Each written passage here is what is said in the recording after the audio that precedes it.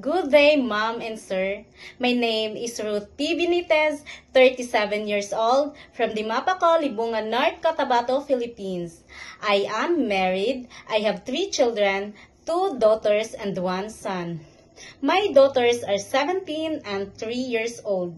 My son is 13 years old. My highest educational attainment is high school graduate. My hobbies are singing, dancing, cooking, and also I'm a pet lover.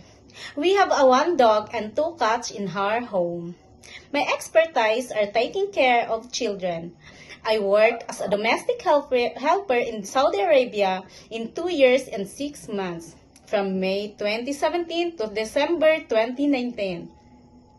I serve 1 couple with 3 children. Their ages are 7 and 3 years old girl and 5 years old boy. My duties are taking care of their children, giving foods, and teach them how to speak English. I also clean the house, cooking, washing clothes, and ironing.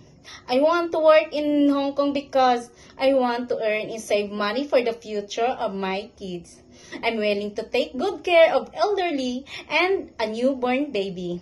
I can sing nursery song like Twinkle, twinkle, little star, how I wonder what you are.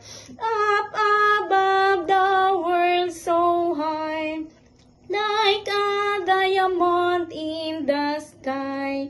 Twinkle, twinkle, little star, how I wonder what you are. I can also read books like fairy tales. To my future employer, Mom, Sir, please choose me as your housemaid because I'm a hardworking, honest, trustworthy, obedient, long patient, and I have a good heart.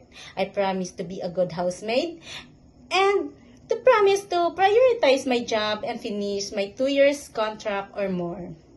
Thank you, Mom and Sir, and I'm looking forward to work with you as long as possible.